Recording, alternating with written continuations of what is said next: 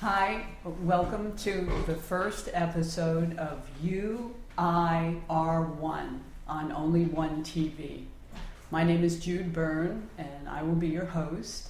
And before we get started, I'd like to thank our sponsors for their wonderful support. Mesegrill.com, which features Mediterranean food with a modern flavor, and it's absolutely delicious. And CarpeVM.com, which is a video marketing company, and usgoldcoin.com for selling your coins. And I would like to introduce, it is my honor to introduce WindEagle and RainbowHawk, who are spiritual elders, international teachers, twin keepers of the origin teachings of the Delicate Lodge. And they're here today from Abiquiu, New Mexico. They are the founders of EHAMA Institute and the World Discipline of Peace. They're the authors of Heart Seeds and the First Peace Circle Handbook. And to get us started, I'd like to welcome you both. Thank you. Thank you. Thank you so much. And we're going to show a short video for our viewers to get an idea. Mm-hmm. Wonderful.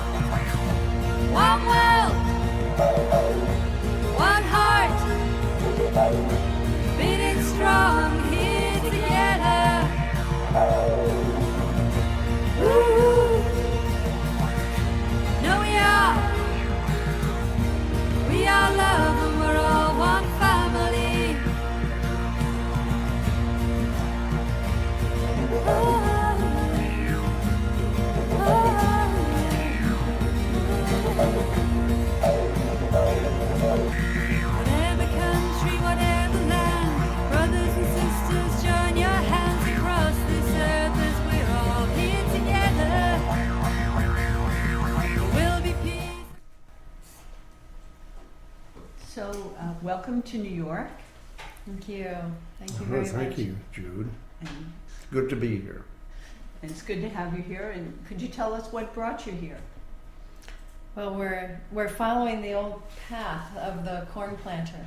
There was a very powerful old teacher back in the early 1700s called Corn Planter, and he used to go around and share seeds of corn, meaning seeds of consciousness. So, Here in Manhattan. yeah, he was actually here in Manhattan. I thought I'd mention him because here we are in New York. So, so following his old path, we're sharing seeds of consciousness and the consciousness of peace, and not just the sense of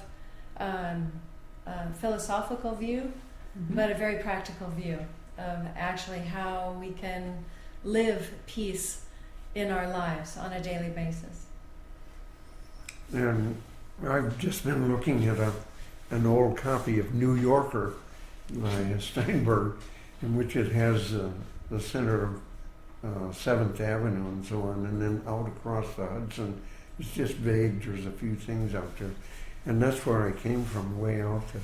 But I've been coming to New York ever since I was a young man in high school. The New York, Washington trip that they brought us here when I was 16. And I've made numerous occasions to come to the city. It's always a mystery. It's always a wonder. And to come in here. And so coming here in this way, in this time, as we have a number of times in the past, to plant some seeds that come from old tradition of wisdom that's a part of all of our heritage. That's what brings us here.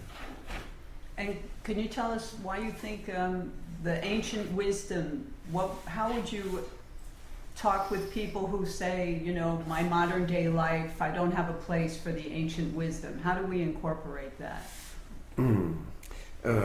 Well, the words ancient wisdom is a part of who we are, a kind of a consciousness of a way of harmony, a way of deep meaning. All of us have a hunger for deep meaning, a deep sense of relevance of what we're doing. We have, from time to time, we have feelings of, I want to be able to help. I want to be able to have an influence. I want to be able to give something. That's part of what all of us have in us. And old wisdom ways are ways to open up ourselves to those energies, those wise ways of being in harmony. That's a part of what our human potential is. We're not here just to live on the surface. We're here on a journey of mystery in our lifetime to touch deep, joyous, beautiful revelations of what life can be, what the experience is. We're not here just to have a job. We're here to live and enjoy it. We're here to be happy, in short. I aspire to that as well. This is such a fast-paced city. I'm sure a lot of New Yorkers, as well as around the world, would like to hear in these times how you would apply some of the ancient wisdom to having a more peaceful existence. Yeah, I think it's an issue for everybody, like you say, particularly in our big cities, because it seems we're even more fast-paced in cities. And I think one of the keys is to find a moment, to find a place, and to find a space, even if you could do it each day, to slow down.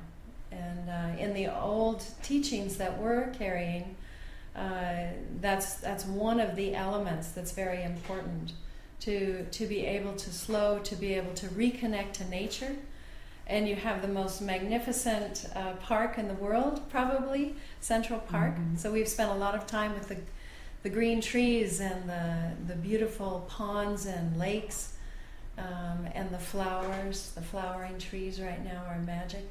So that helps us. It really helps us reconnect when we can go back to nature. And even if we have a potted plant on our porch, that energy can inform us again of who we are.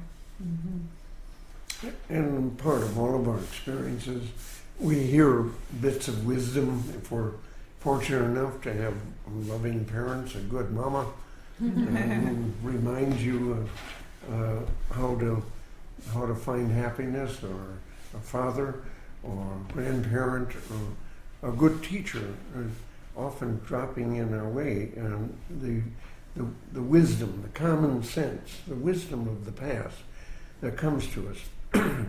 And of course, in many of our religious experiences, the messages that we hear that were very important, were part of a divine plan, etc. The wisdom is around us, but part of the old way is we have to stop and listen, as WindEagle said. When we're too busy, when we don't have time for joy, when we don't have time for deep meaning, there's not a richness in our life. So there is, amongst the wisdom words, slow down, take time, listen, be present, be here now. We hear these words, and in that way, we have a chance to feel the importance of what we are in the midst of our busy days. I just wanted to add one thing, and I know you maybe want to move on, but the sense of the messages from the past, and what value are they today? Actually, they're woven into everything. We were on a boat ride yesterday around the island. It was a fantastic boat ride, 3 hours.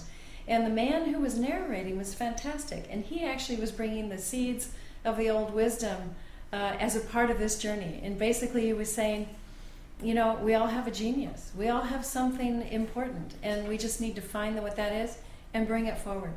And then there's Katie Marks, who's a young singer, I don't know, in her 20s. And we watched a video of her, a music video the other day, and she's singing about light. And she has light coming coming out of her heart. It's beautiful. So it's there. It is beautiful. Sometimes I envision us all as luminous beings. Yeah. Well, Yeah. wisdom, old wisdom is part of every culture. The seeds of that have been gathered from experience of wisdom. It's part of every tradition, cultures all over the world. The Buddha teachings, the way of the Christ, the I Ching, Native American wisdom words and traditions. Every culture has wisdom buried in the heart of it. But oftentimes on the surface of a culture, there's so much to do. But it's very important that we are encouraged to come back into this deep sense of who are we? Why are we here? What are we doing here? And almost every human heart yearns to find this, and it leads us to search for that wisdom. And it's a hunger that nowadays, especially, is very important in the world. And there's so much that people are wanting to understand more deeply what the nature of the world they're living in is made of, and who we are. And as WindEagle said, what gift do we have? Each of us have something to bring of joy and beauty into life. And that's part of the wisdom way, to make life of value, of meaning, of significance. So there's a sense of richness and fullness in us, not material richness, but a richness of our consciousness and our experience. I've heard you speak a little bit about first peace and higher consciousness, and I wonder if you could share with our audience, what does that mean to you in relation to the ancient wisdom? And if you have any guidance for us, I would love to hear that. Yeah. So first peace, the concept of first peace comes from Black Elk, who was a wisdom elder of the Lakota Sioux. And he had a very clear and beautiful understanding. He spoke it in very simple and profound words. And I'll paraphrase that, but basically he was saying that the only way to achieve peace in our world is to first find the peace in ourselves. And the way that we can find peace in ourselves is to recognize that we're in relationship with all the powers of the universe. And that the deity or great spirit, Wakan Tonka, he said, is in each of us and in everything. So that realization that we each have a divine nature and that we're connected with all the energies in the universe is really what first peace is about, and that we need to live that here inside ourselves first, in order to be able to really emanate that out into the world. And of course, we always have a tendency as the human to say, if you would just change, I'll be peaceful. If you would just do it different, if you would, stop doing what you're doing, I will feel peace. But actually, it's an inside job, to be able to live in peace. And so that's really a big focus for us, is sharing the seeds of peace, first peace. Yes. And really how to be in relationship with the energies of the universe, which of course is a immense thought, to be able to be in contact with the energies of the universe. But there's a way that comes from the Mayan and the pre-Mayan peoples, an understanding of the energies of the universe called the 20 count. And so there's some principles. We're working with 8 universal principles that help us look at how to relate with that universe, but then also how to live in harmony with the universe, and therefore peace in ourselves. Thank you. I happen to have these principles here. I wonder if we can show them. Would you? Let me just say about when we speak of the universal principles, it's a way of saying, how does the universe work? What is the nature of this mystery that we're living in? We're innately a part of the entirety of the universe. We're made of the energies of the universe. So these principles you're about to show are just an understanding of the power, the various powers of the universe that creates what we know, what we experience as life. And it's a mystery that's unfolding, but we're part of it. And we need to realize that all of these principles are part of who we are as well. So. Thank you. The first one is spirit as light emanates life force. So I don't know if you want us to speak about them, or you just want to show them, or what's good? There are a couple I'd like you to speak on that speak to me in particular, and share with our... Well, this is probably the beginning of them all. Yes. Because it's showing light in the universe and how it begins, and that power of that energy, which is referring here to spirit as light, emanates life force. That's where it all begins, and everything else flows from there. We have a tendency, we humans, to start with us rather than the universe. Yes. But these are calling our attention to, that's the source of what we're all a part of. Indeed. I know sometimes we're the center of our own universe. Well, there is an aspect about that that's true, but it can get in our way sometimes when we forget that the universe is very big, and sometimes we don't realize how big we are. That's why I love looking at the stars at night, because to me it puts it in perspective, or being at the ocean. You're just one tiny little piece of sand, and together we are one. Mm-hmm. The second principle. So this one, true presence is the doorway to the great mystery. It's a beautiful view of a human that's standing on a rock doing a yoga pose called the tree, and this person obviously is at peace in themselves. You would guess anyway, to be able to hold their balance for a period, and it's really calling us to the recognition that the aspect of presence, being able to be truly present in ourselves with a quiet mind, is a way that we can go through the doorway, in a sense, or be able to be in contact with the energies, all that is. And this one is a tricky one because it's the second one, but it's got a human in the center of it. And that's where we end up looking at.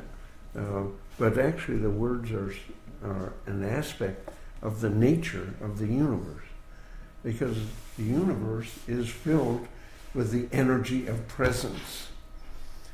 And it's constantly manifesting from moment to moment in its presence, in its what it is, in its reality of the moment. And it's interesting that the human that's in the middle of this picture is absolutely still, Yes, both inside and outside. that's a great point. To be able to absorb Mm-hmm. the reality of presence of that moment. But it's not the principle of the human, it's a principle of the universe, that true presence opens up the nature of the mystery that we live in. If we're so busy we never even see it, and yet we're constantly, in every moment, in this moment, even as we're speaking and listening to one another, in a moment of this energy of presence. And this is speaking, the universe moves from one present moment to the next present moment to the next present. It's always present in its reality, in its expression of energy. And we humans can miss it if we're so busy. Yes. I remember there was a great book, it's still around, called Be Here Now. Mm-hmm. Absolutely. Around us, yeah. Yes. And the third one, The third one is wholeness is only experienced through diversity. And the image is showing an underwater cave with a tremendous number of different species of fish and life underwater. And it calls us to the diversity in nature, where we can see how we can coexist, take a lesson from nature, how we can coexist. And of course, looking at this scene, you can see how many different beings are coexisting. Also, a forest is a great place to be in and learn from for this principle about diversity. And of course, where it gets tough is when we begin thinking about the humans, because as a species we tend to not always appreciate diversity. In fact, sometimes we're challenged a lot by diversity. So this is basically saying the only way we really get to wholeness is through diversity. So it's really doing like a figure ground flip and saying, actually, we need diversity in order to have wholeness. mm-hmm. So it's a very opening, inclusive understanding. It's almost like a welcoming of other, yeah, Mm-hmm. of opposite, of what maybe at first we want to close to. This is saying, no, we need to open to diversity and find the wholeness that it's going to provide. Because unless we have a wholeness in ourselves, around us, it's a challenging world, yeah, to be able to see beyond if we don't have this. Yes. I'd like to speak of this a little differently. The other day we were in Central Park in the museum, just outside Central Park, with a planetarium Mm-hmm. showing the birth of the universe. Yes. Boom, the Big Bang. 13 billion years ago or more. We say 16 billion. I'm not sure the difference. And it was very simple. It was a beginning, the opening of something that is constantly manifesting in ever-increasing diversity and new form, new expression, evolving as far as we experience here on this earth. Started very simply, but more and more appears. And so the necessity of the universe to express all of the different forms is part of the nature of the universe. It isn't content to have one kind of tree which has one kind of leaves on it and exactly the same note.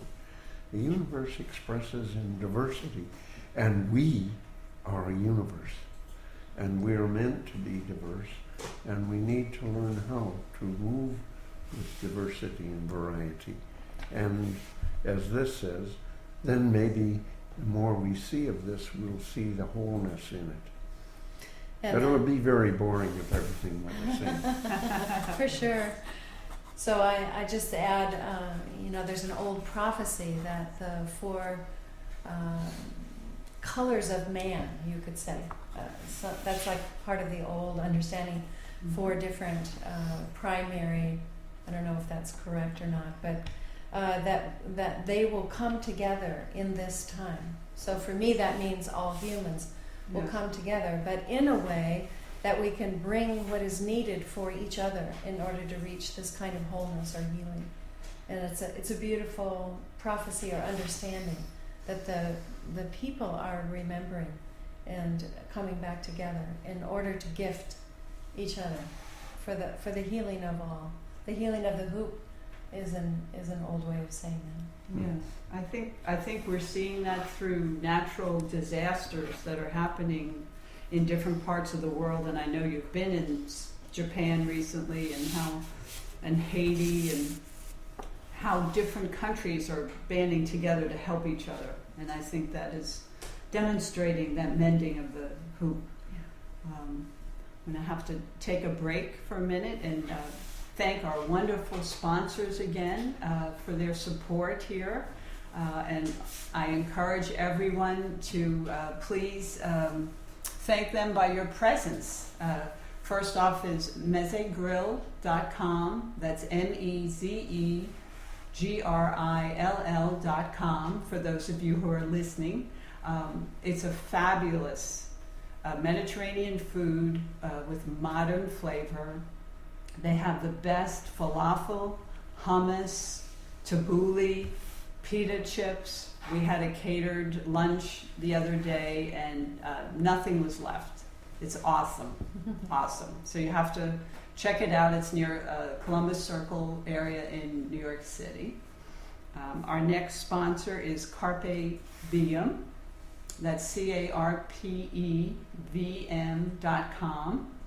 COM, and they are video marketing geniuses. And we all know it's a necessity now to have a video, to be communicating, to get your image out there, to make an impression for your product, for your branding. I mean, that is key in the world right now. You really can't get along without it if you have any kind of message to say.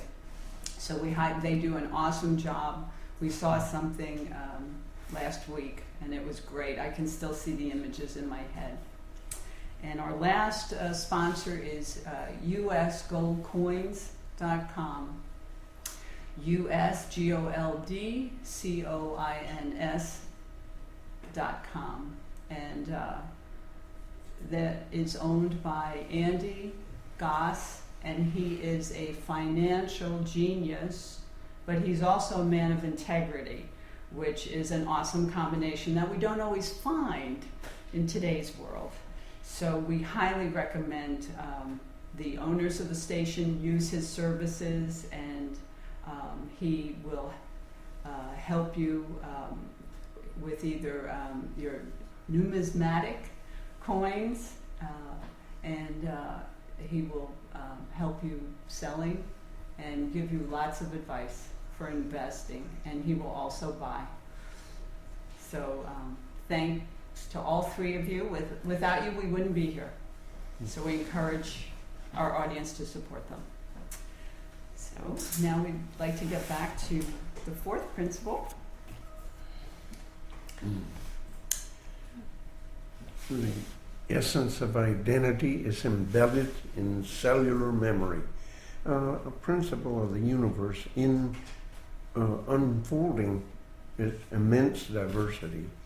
In all of the diversity, in all the different forms, is an intelligence, is an information that's embedded in its nature.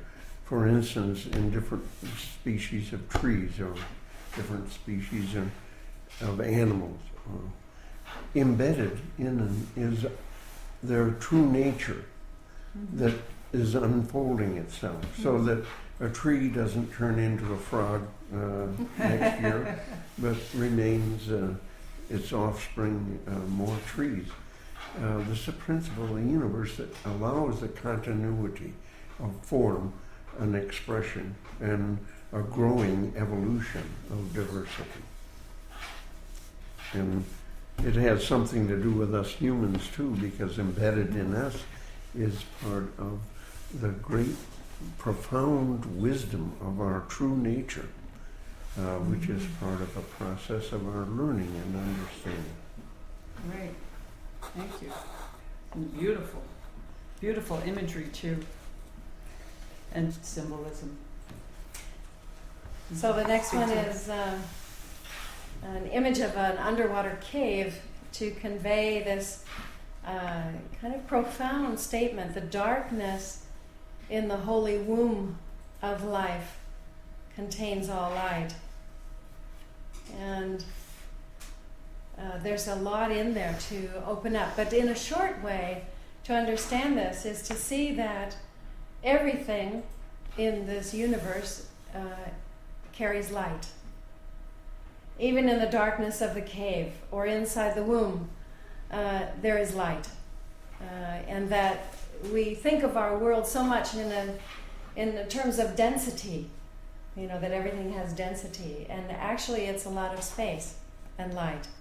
So it's this understanding, and therefore also the word holy is there, holy womb of life, meaning the sacredness of life, that really everything has a sacredness. And it's important that we understand that, because when we're ready to yank a branch off a tree, or we want to pick a flower, or we're changing nature, it's very important to come in respect and to recognize, oh, this has life. This has a being that has life. And it's a part of the sacredness of all of life, of the web of life. So to come in respect. And then when you connect that to the human, to understand that actually we are each carrying this sacredness. We're each sacred beings. And so to look at ourselves and each other through the eyes of respect, and to honor the light that we each carry, and even to see the body as a sacred temple that we need to care for in the way of honoring the light that's in it. This is a little bit about this one. Thank you. And it refers back to the first principle of the light, spirit of light emanates life force. It's speaking that in matter, what we call matter, all the form and nature, is in itself an aspect of light. It has this energy in it that needs to be a part of our understanding of how to treat nature, how to treat the resources, how to live in the world in a respectful relationship with all these different forms, rather than just seeing it as crude and indifferent and no sense of the sacredness in it. That if we come to life with a sacredness of relationship, even though we need to use other life to live ourselves, if we come in a way of gratitude and thankfulness, it has an important effect. I know for myself too, time is a critical element there. And you were speaking earlier about the importance of slowing down, being still. Because when you're going so fast, and this is a fast city, sometimes one is not as mindful as this is telling us to be. Enjoy your meal, because you're eating a mystery that becomes yourself. And this is a beautiful one of drops of water with concentric circles rippling. It says, the universal relationship of co-creation exists through cause and effect.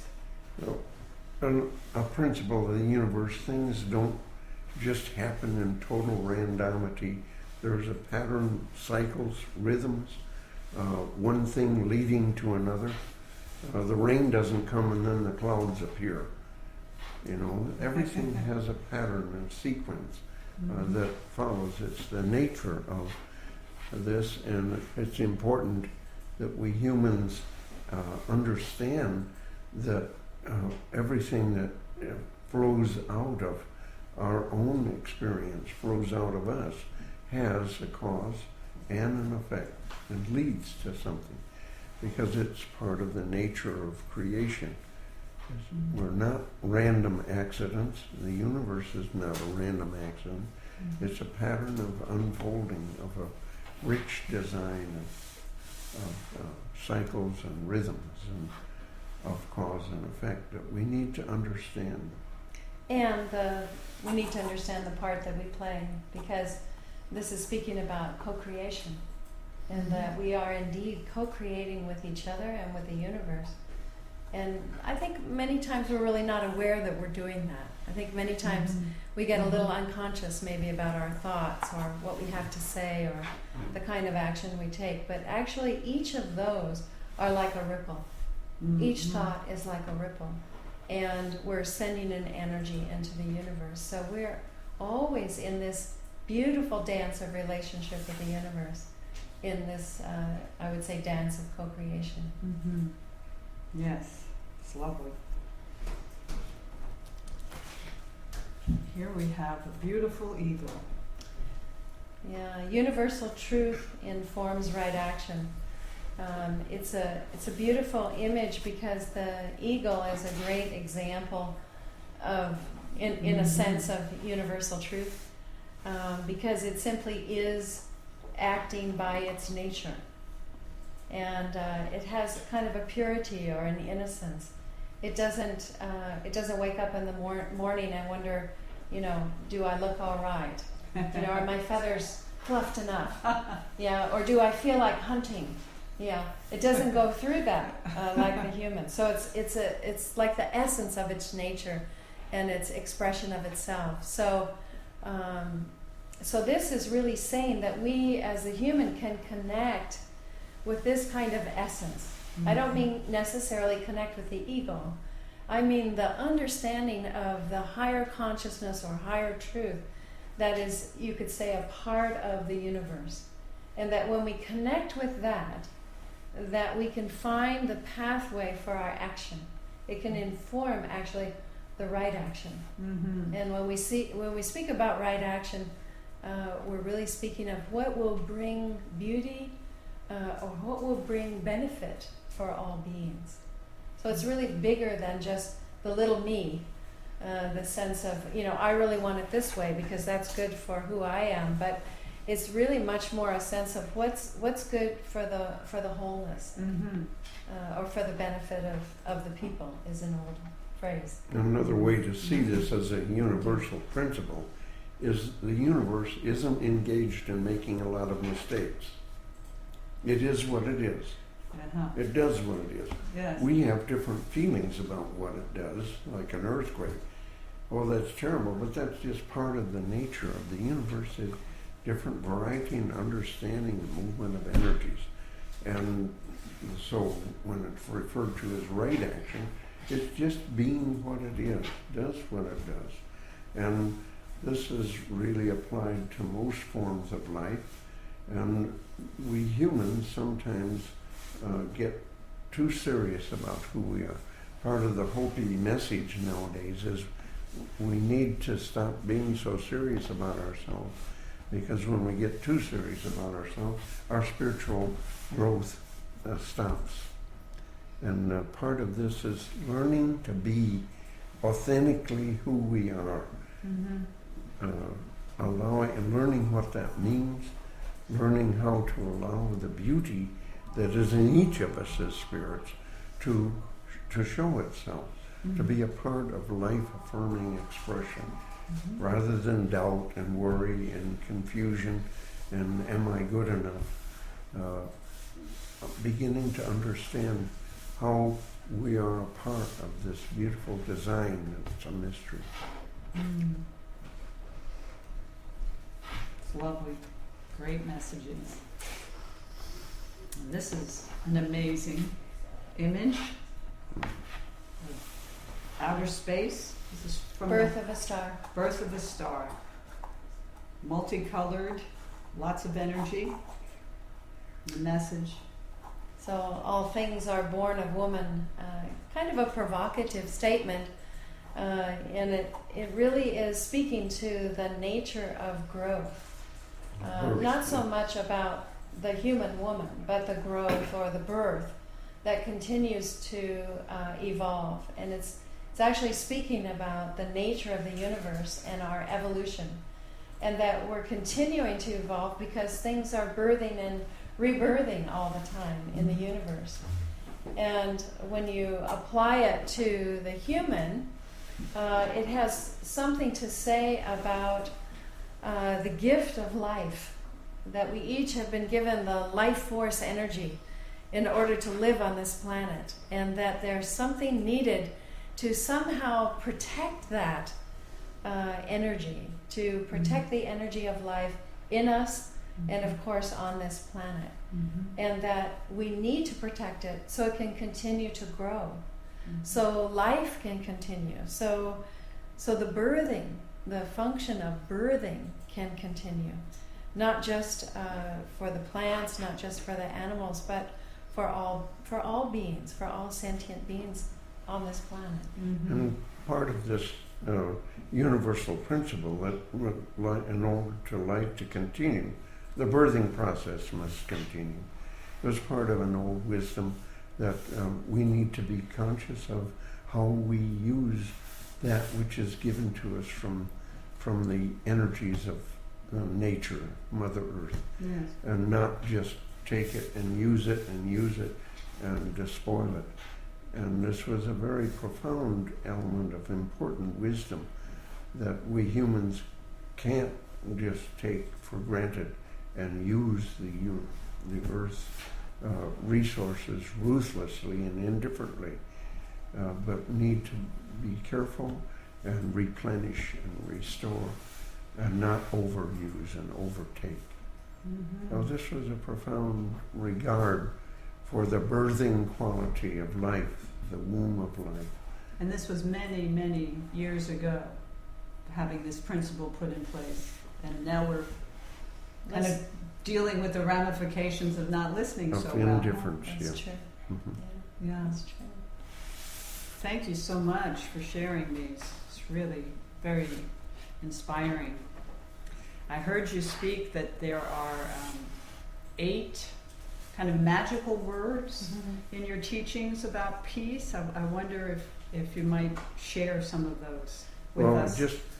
It'd be nice to relate it to these, Okay. these Well, I think universal there's- principles, simply because we're what the teaching is of First Peace is we have all of these universal energies in us. Yes. Now, how do we live in harmony with the universe that we are and we're in the midst of? And out of these universal principles, there's some old practices that we humans call ourselves to attention, to awakening, to realization in our consciousness who we really are. And so the 8 words that go with this are the 8 magic words. I'll say the first one. Okay. Awakening. Awakening. And we have a surprise that I'd like to share with our audience and with you, RainbowHawk. For our audience, RainbowHawk is also an artist, as is WindEagle, and he studied in Paris with Picasso. And so we're going to show you his paintings of each magical word that relate to each principle. Just sketches, Right. not Sketches, finished paintings, but fabulous. sketches. Fabulous. So maybe we make this like a little journey. Okay. Yeah? So we'll just speak a couple of words about each one. So it's like I'm going around the medicine wheel, and it's an inner journey. So we begin with awakening. Awakening. I am awakening to the light that I am, to the light in me and the light in the universe, that it is full, that it reveals itself, that the light that I am is allowed to shine in the world. And the second one, opening. I am opening. I'm opening to the deep stillness, the silence inside myself, as if I am in the depth of the forest by a still pond. And as I go deeper, I expand my consciousness into a sense of oneness. That's opening. I am transcending. I'm transcending many of the limitations and old habits I have of reaction, and rather opening myself to what experience is bringing me so that I can respond in a life-affirming way. I am transcending that which limits me and allows me to feel small into expanding a realization of what I am and the gift I bring. I am remembering. I am remembering the truth of my own being, the depth of my nature. And from this remembering of my deep identity, I remember who I am, what I'm here to be, or what I'm here to give. I am honoring each day. As I awaken, I honor the temple of the life that I'm living in, and the beauty of the body and the matter of myself, and the care for that intelligent wisdom that is part of this physical temple that I am living in, and also the beauty of the manifestation of the energy around me. I am honoring this moment of the life of the temple. I am dreaming. I am dreaming the dance of relationship with the universe. I dream with my thoughts, my words, my actions, and I spin a web of that which I call into being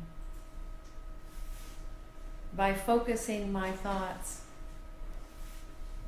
I call to me my future, my dreams. I am walking.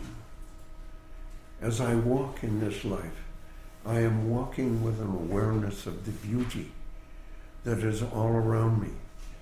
I am walking with a sense of the beauty above me and below me, the beauty behind me and before me. May I walk in this life with an awareness of beauty. May I bring beauty as I walk in the midst of this. I am walking in this kind of energy that my thoughts, my words, my actions are expressions. May they be of the beauty way. I am guarding. I see inside myself a fire. I'm imaging a fire. This fire representing my life vitality, the life force energy that gives me life. And here I make sure that I feed this inner fire with thoughts of happiness, brightness. And I guard against anything that would make my fire go dim. So I'm respecting the life energy inside myself and putting my emphasis on my appreciation, my gratitude, and positive energy. So my fire can continue to bring light.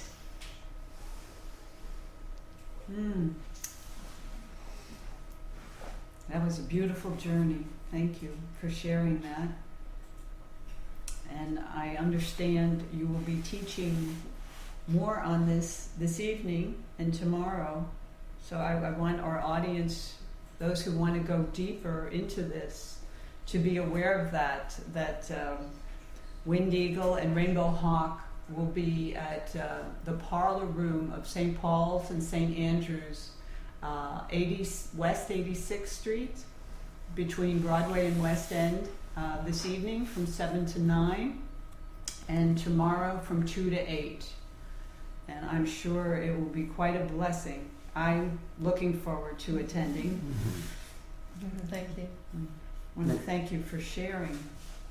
I'm sure it's the tip of the ancient wisdom iceberg. It's a great the honor. fire, the ancient wisdom fire. Yeah, it's a great honor to be here in New York, and we meet so many wonderful, loving people, and so generous wherever we go.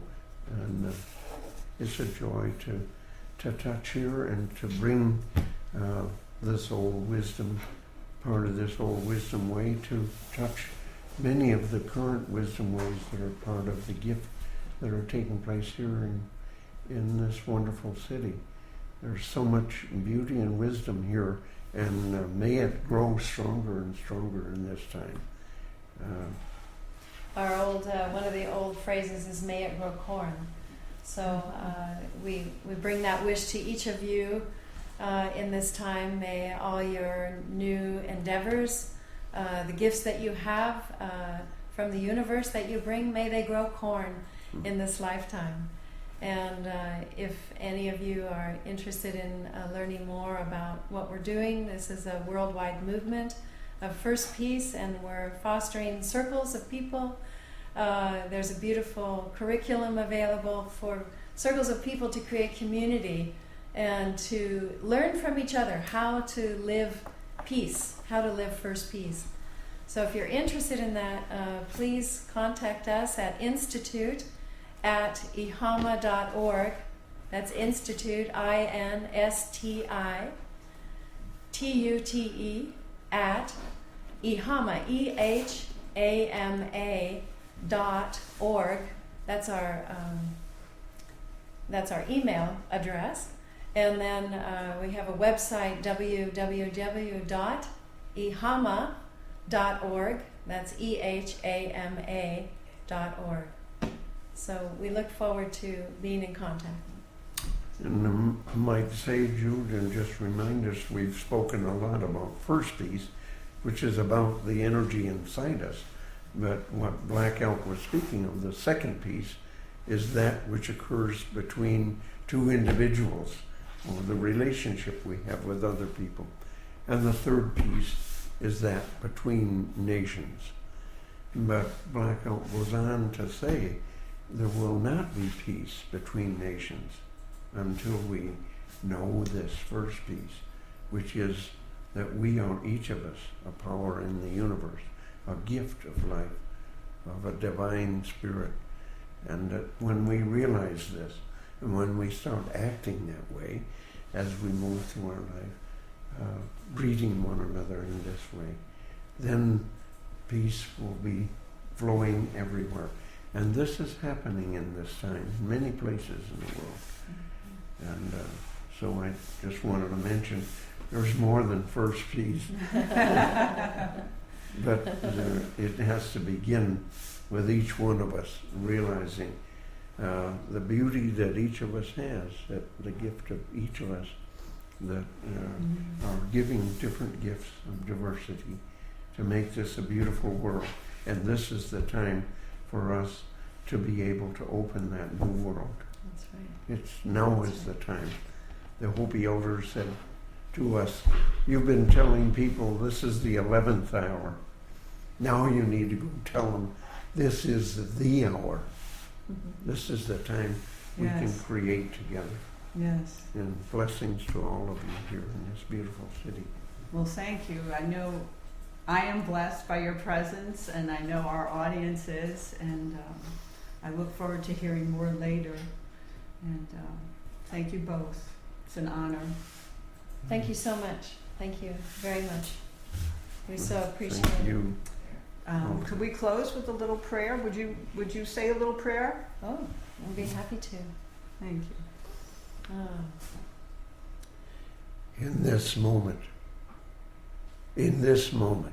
now, let us all open ourselves to the beauty of life, to the mystery.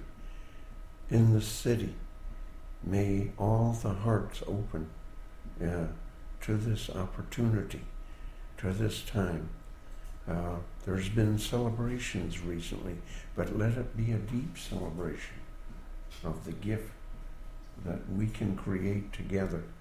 And here the people and the genius of New York have so much to give, not only to this land, but everywhere in the world.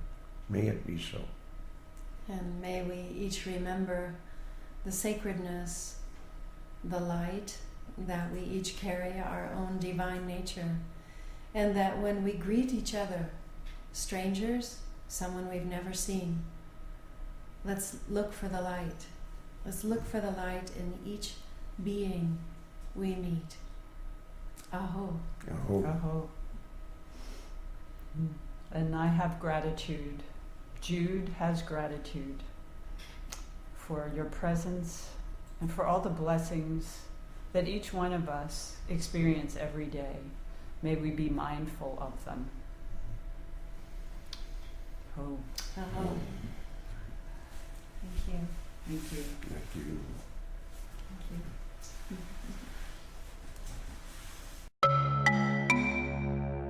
Thank you.